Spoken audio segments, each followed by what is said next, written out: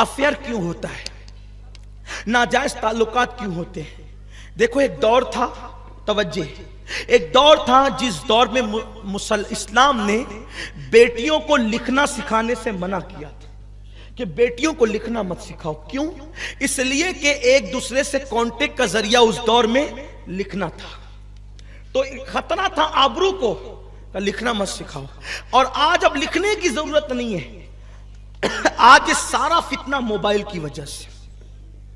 Mobile, لڑکیوں کے پاس ہم نے موبائل دیا, اسی لیے یہ فتنہ ہو رہا ہے. ورنہ جب تک موبائل ایجاد نہیں ہوا تھا اس طرح کے کیس ڈھونڈنے سے بھی نہیں ملتے تھے. ہم کیوں اپنی بہن کو موبائل دے رہے ہیں, ہم اپنی بیٹی کو کیوں موبائل. میں کہتا ہوں موبائل کا عورتوں کے پاس کام کیا ہے, یہ بات میں بار بار کہہ چکا ہوں, آج بھی کہتا ہوں. لوگ مجھ بارے میں بات بھی کرتے ہیں کہ کیسی بات کرتے ہیں. میں کہتا ہوں بیٹی جب خون کے آنسو رلائے گی تب تجھے پتا چلے گا کہ بات کیا ہے. بیٹی کو موبائل مت دو, بہن کو موبائل مت دو, بیوی کو موبائل مت دو. گھر کا فون عورتیں ریسیو نہ کریں, گھر کے اندر کا رکھا ہوا موبائل جوان لڑکیاں ریسیو نہ کریں, بوڑھی عورتیں یا بچے ریسیو کریں. جب کوئی معتمد بولے کہ میں بول رہا ہوں تب جوان بیٹیوں کو یا بہنوں کو یا بیویوں کو موبائل دیا جائے. آج تو پیدائش کا دن ہے تو موبائل گفٹ کیا جا رہا ہے. تم تلوار اتنا نقصان نہیں پہنچائے گی تیری بیٹی کو جتنا موبائل نقصان پہنچائے گا. 5,000 کا موبائل مت دو. اگر بیٹی کے لیے دل میں پیار ہے 50,000 کا سونے کا ہار دلا دو. 50,000 کا موبائل مت دو, 5 لاکھ کا ہیرے کا زیور دلا دو. اگر اتنا پیار ہے موبائل نہیں دینا خدا کے لیے. یہ سارا طوفان موبائل نے بپا کیا ہے, انٹرنیٹ نے, فیس بک نے. اس لیے کہ آج کل لڑکے بیٹھے ہوتے ہیں اور وہ کہیں بھی فون کرتے ہیں اندازے سے, اگر مقام پر لگ جائے تو پھر وہ باتیں شروع ہو جاتی ہیں, بلکہ مس کال بھی کرتے ہیں. یہ مس کال کبھی کبھی اتنی تباہی کا ذریعہ بن جاتا ہے. انہوں نے تو بیٹھ کر مس کال کر دیا, وہاں اگر شوہر موجود ہے کس کا مس کال تھا, وہ ریپلائی کرے گا, اٹھائے گا لڑکا. اس بیچاری غریب کا کوئی قصور بھی نہ تھا, گھر لٹ گیا, گھر ٹوٹ گیا. یہ صورتحال اٹھا کر دیکھے, کتابیں لکھی گئی ہیں ان پر, یہ مس کال کی نحوست پر. اور یہ جو لڑکے گٹروں کے پاس بیٹھ کر, رکشہ میں بیٹھ کر, چھتوں میں بیٹھ کر یہ جو سب رکامے کام کرتے ہیں نا, یہ جوانی میں سب کرنا ان کو اچھا لگتا ہے. تمہارے مس کال سے اگر کسی کا گھر تباہ ہوگا اللہ تمہاری توبہ بھی قبول نہیں کرے گا, توبہ کی توفیق بھی تمہیں نہیں ملے گی. کسی کا گھر تباہ کرنے والوں, کسی کا آشیانے پہ اگر بجلی گراؤ گے تو تمہارے آشیانے بھی سلامت نہیں ہوں گے. تمہاری نادانی, تمہارا چھل پن, تمہارا باغپن, تمہارا اترانا, تمہاری آوارگی سے کتنے گھروں کو آگ لگی ہے اور کتنے گھروں کو آگ لگے گی. اور سن لو, یہ جو گٹروں کے پاس بیٹھ کر, نالیوں کے پاس بیٹھ کر, گھروں کے پاس بیٹھ کر یہ جو تم موبائل پر غلط حرکتیں کرتے ہو, اللہ کے رسول علیہ السلام فرماتے ہیں, مولا کائنات نے فرمایا پاک دامن رہو تو تمہارے گھر کی عورتیں بھی پاک دامن رہے گی. اگر تم پاپی ہو کر کے زنا کرو گے, ادھر تم کسی کے ساتھ زنا کرو گے, اللہ نہ کرے کہیں تمہاری عورتوں کے ساتھ بھی زنا نہ کر لیا جائے. لڑکوں کی ٹولی بنی ہوتی ہے, ایک دوسرے کا سپورٹ کرتے ہیں گناہ کے ماحول میں. میرے رسول علیہ السلام نے فرمایا کما تدین تدان, تم جیسا کرو گے تمہارے ساتھ ویسا ہی کیا جائے گا. اس سلسلے میں ایک چھوٹا سا واقعہ اپنے الفاظ کے مفہوم کے ساتھ عرض کروں. ایک جوان, توجہ, دوسرے جوان کے پاس آیا, اگر یار تو میرا دوست ہے, کہا ہوں, کہ میری ایک چیز میں مدد کر. اس نے کہا کیا؟ کہا محلے کے امام صاحب کی بیوی سے میرا دل لگ گیا, تو نماز پڑھنے جانا نا, نمازی اتہا نہیں کہا کہ نماز پڑھنے میرے لیے جانا, اور دیر تک امام صاحب سے مسئلے مسائل پوچھتے رہنا, ان کو الجھاتے رہنا, اتنی دیر تک میں امام صاحب کے گھر چلا جایا کروں گا. وہ پاگل, اس کو کہنا چاہیے تھا کہ امام کی بیوی کے ساتھ ایسا نہ کر, یہی تو کہنا چاہیے تھا. سچے دوست کی پہچان یہ ہے کہ جب تو غلطی کرے وہ تیری اصلاح کر, یہی ہے نا, کہ اس کی مدد کرے. وَلَا تَعَاوَنُوا عَلَى الْإِثْمِ وَالْعُدْوَانِ, برائی میں ایک دوسرے کی مدد مت کرو. کوئی برے رستے پہ جا رہا ہے, اگر تم دوست ہو تو کھینچ کے پکڑ لو, اس کو سمجھاؤ, نہیں مانتا ہے تو اس کا بائیکاٹ کر دو, اس سے دور ہو جاؤ, اس سے الگ ہو جاؤ تاکہ اس کو عبرت ہو. تو اس جوان نے کہا ٹھیک ہے یار, وہ دوستی کیا جس میں ایک دوسرے کی مدد نہ ہو, ہے نا. ایسے کچھ دلال بنتے ہیں نا, ہنسنے کی بات نہیں ہے، میرے جملے غلط ہیں، مجھے اگر میرے جملے الحمدللہ غلط نہیں ہیں، اگر تلخ ہیں تو مجھے آپ معاف کریں۔ اس سے گھر لٹ رہے ہیں، ہمارے گھر تباہ ہو رہے ہیں، ہماری بیٹیوں کی آبرو لٹ رہی ہے، کس کو جا کر کے کہے؟ بہت سارے لوگ ہیں جو بیچارے سر اٹھا کے چلنے کے قابل نہیں رہ گئے، بیٹیوں کی جوانی لٹ گئی ان لڑکوں کی منچلے پن کی وجہ سے۔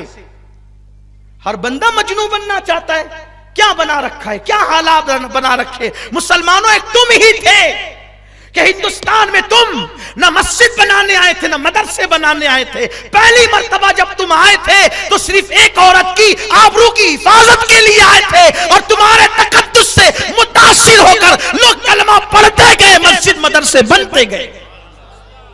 تم دوسروں کی بیٹیوں کی عزت کے محافظ تھے، آج تم محلوں کی بیٹیوں کی عزت کے دشمن بن گئے۔ تمہاری آنکھوں میں تقدس نہیں رہ گیا، پارسائی نہیں رہ گئی۔ کیا بیت المقدس میں اسلام کا پرچم لہرے گا؟ دنیا کے اندر کیا مسلمان سرخروئی حاصل کرے گا؟ ملک شام اور یمن کیوں نہ جلے گا؟ کیوں؟ جس قوم کا جوان آوارہ اور عیاش ہو جائے اس قوم کو عزت کے ساتھ جینے کا حق نہیں ہے۔ ہمیں تو اللہ نے بہت تقدس کے لیے پیدا کیا تھا، قوموں کی امامت کے لیے پیدا کیا تھا، لیکن بس اسی میں الجھ گئے، لڑکی لڑکی لڑکی اور عشق اور عشق اور عشق اور آوارگی، انٹرنیٹ اور فیس بک اور یہ سب تماشے۔ نہیں، اللہ نے ہمیں بہت بڑے مقصد کے لیے پیدا کیا ہے، اور جوان ہونے کے بعد بوڑھا بھی ہونا ہے، مرنا بھی اللہ کو منہ بھی دکھانا ہے۔ حدیث پاک میں آتا ہے بد نظری کرنے والوں کے لیے ڈر ہے، مریں گے تو کافر ہو کر مریں گے۔ نگاہوں کی حفاظت کرو، نگاہوں کی حفاظت کرو۔ میرے نبی فرماتے ہیں صلی اللہ علیہ وسلم، جو کسی خوبصورت عورت کسی کو گناہ کی دعوت دے اور یہ سوچ کر کہ اللہ دیکھ رہا ہے، وہ چھوڑ دے اور وہاں سے ہٹ جائے، اللہ اس کی مغفرت فرما دیتا ہے اور بے حساب اللہ اس کو جنت عطا فرمائے گا۔ عرض کر رہا تھا، اس جوان نے کہا ٹھیک ہے میں تیری مدد کروں گا۔ کیا ہوا؟ وہ جاتا مسجد میں نماز پڑھتا، امام کو لے کے بیٹھ جاتا، الجھائے رکھتا، مسئلے مسائل پر۔ کئی دن گزرے، ایک دن اس کو احساس ہوا یار میں غلط کر رہا ہوں، مسجد کے امام کے ساتھ میں غلط کر رہا ہوں کہ میں ان کو پکڑے رہتا ہوں، میرا دوست وہاں جا کے پتہ نہیں کیا کرتا ہوگا۔ اس نے امام سے کہا حضرت معاف کرنا، میں نہ نمازی ہوں نہ مجھے علم سے کوئی دلچسپی ہے، میرے دوستوں کو آپ کی بیوی سے اس کا دل لگ گیا، اور اس نے مجھے کہا کہ میں آپ کو الجھاؤں، اور میں آپ کو الجھاتا رہا اور مسئلے مسائل میں پھنساتا رہا، اور وہ آپ کے گھر جا کے پتہ نہیں کیا کرتا رہا، حضرت مجھے معاف کر دیں، میں نے بہت بڑی غلطی کی۔ یہ بات سننے کے بعد امام کو کیا ہونا چاہیے تھا؟ غصے میں اس کی آستین چڑھ جانی چاہیے تھی، یا اس کا پریشر بڑھ جانا چاہیے تھا، یا اس کی آنکھیں لال ہو جانا چاہیے تھا۔ کیسا بیچارہ امام تھا، وہ مسکرانے لگا، ہنسنے لگا۔ وہ اس کو حیرت ہوئی، امام صاحب اتنا بڑا حادثہ سن کے آپ مسکرا رہے؟ امام نے کہا اللہ کے بندے، میرے گھر میں میری ایک بوڑھی ماں اور میرا بوڑھا باپ ہے، میری تو ابھی تک شادی نہیں ہوئی ہے، جب میری شادی نہیں ہوئی تو میری بیوی کہاں سے آئے گی؟ جب میری شادی ہی نہیں ہوئی تو میری بیوی کہاں سے آئے گی؟ اور میری کس بیوی سے تیرے دوست کا دل لگ گیا؟ میں تو کنوارا ہوں، ابھی تو ڈھونڈ رہے ہم لوگ شادی کے لیے۔ تو فوراً اس کے دماغ کی بتی جلی، ارے اگر امام صاحب کی شادی نہیں ہوئی تو یہ جاتا کہاں تھا؟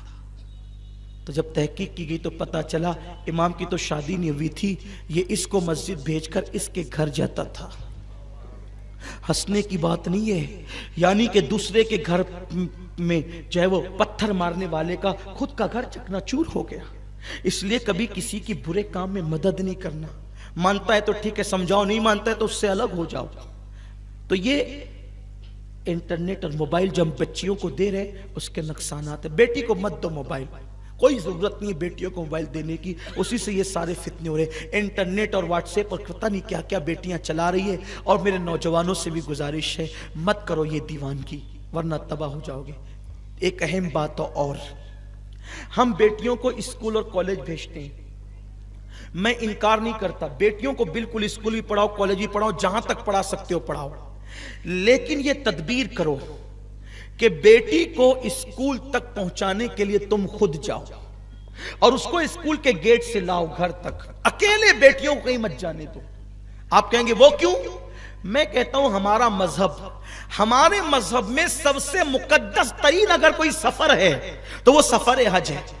اس سے مقدس سفر ہمارے مذہب میں ہے ہی نہیں۔ سب سے زیادہ مقدس سفر سفر حج ہے، جس کے لیے ہر مسلمان پوری زندگی دعا کرتا ہے، دکھا دے یا الہی وہ مدینہ کیسی بستی ہے جہاں پر رات دن مولا تیری رحمت برستی ہے۔ ہمارے یہاں سب سے مقدس سفر حج ہے، ہر قدم پر نیکی ملتی ہے، ہر قدم پر ثواب ملتا ہے، مگر سنو سنو مسلمانوں، اتنا مبارک اور مقدس سفر اسلام کہتا ہے سفر حج کے لیے عورت اکیلے نہیں جا سکتی۔